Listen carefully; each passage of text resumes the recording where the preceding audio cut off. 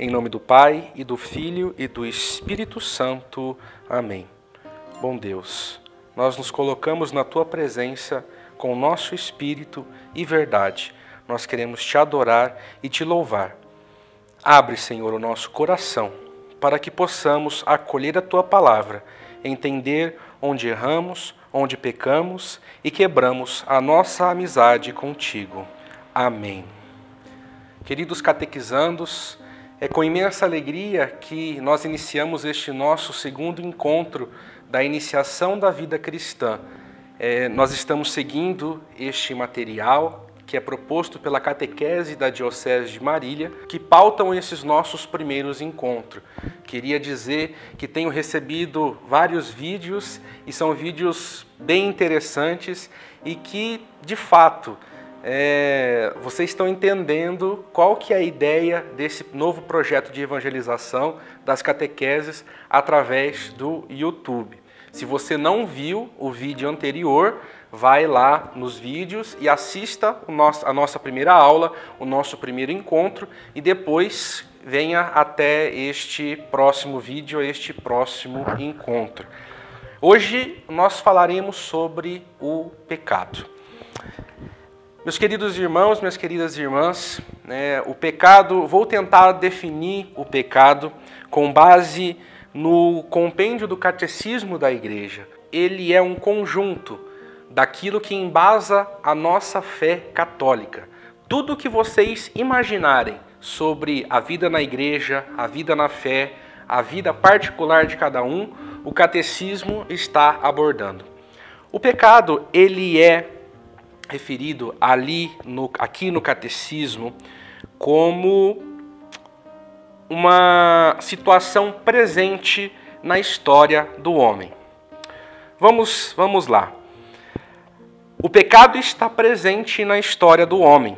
Essa realidade só esclarece plenamente à luz da revelação divina e particularmente à luz de Cristo Salvador universal, que fez superabundar a graça onde abundou o pecado. Eu vou tentar resumir essas 4 linhas, essa pequena estrofe, em uma historinha que gostaria que vocês acompanhassem essa historinha. Uma vez, conversando com o padre André, que hoje ele é pároco da paróquia Santa Edviges de Marília, ele nos contou essa pequena pregação, esta pequena colocação sobre o pecado. Vejam bem, Deus, no princípio, ele cria o homem e a mulher, a sua imagem e semelhança. O que significa ser semelhante? Ser semelhante é aquilo que não é igual. E o inimigo, o anjo mau, aquele que tenta destruir a Deus, mas não consegue, ele vai atacar quem? A Deus? Não. O inimigo, por mais que ele queira, ele tente, ele não consegue atacar a Deus. Então, aonde ele vai? Ele vai na criação de Deus, que é o homem e a mulher. Somos nós. É desta maneira que ele tenta atacar a Deus, por nós sermos a sua imagem e semelhança. Veja bem, quando Deus ele cria o homem e a mulher, ele cria para sermos seres eternos, seres que gozem da sua graça, da santidade e da alegria de termos ao nosso lado, como homens, como criatura, a presença de Deus pessoal, amizade e intimidade. Veja bem, Deus sabe de todas as coisas? Sim. Deus conhece o nosso coração? Sim. Deus, ele pode tudo? Sim. Você poderia me perguntar o seguinte: Diogo, por que então Deus, sabendo de tudo, conhecendo a tudo e podendo fazer tudo, ele não foi ali na árvore do fruto da ciência, do fruto que continha o conhecimento do bem e do mal, e fez uma cerquinha naquela árvore, impedindo o homem e a mulher de chegar até lá? como a gente bem falou na nossa primeira aula, na nossa última aula, Deus é amor. E se Deus fizesse isso, Ele estaria ferindo uma coisa muito importante, a liberdade de amar. Deus nos ama tanto que Ele não consegue impedir o homem e a mulher de deixar de amá-lo. Olha só que interessante. Ele não pode te forçar, meu irmão e minha irmã, a amá-lo. Isso tem uma relação muito interessante, que é uma coisa que nós conhecemos como livre-arbítrio, a liberdade. Deus dá liberdade a cada um de nós, a você, a amá-lo ou não amá-lo. Isso é bem presente no livro dos Gênesis.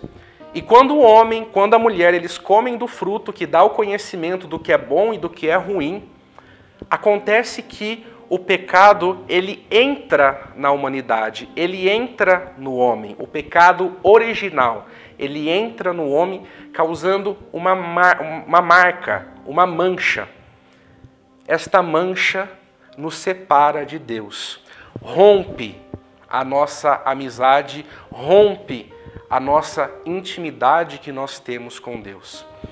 Voltando ao catecismo, a igreja, ela nos diz o seguinte: a desobediência do homem e da mulher, ao comer daquele fruto, ao desobedecer a ordem do Deus, nós quisemos tornar-se como Deus, sem Deus e não segundo Deus. A consequência do pecado, continua o catecismo da igreja, a consequência do pecado original, a natureza humana, sem ser totalmente corrompida, ela fica ferida em suas forças naturais, submetidas à ignorância, ao sofrimento e ao poder da morte, inclinada ao pecado.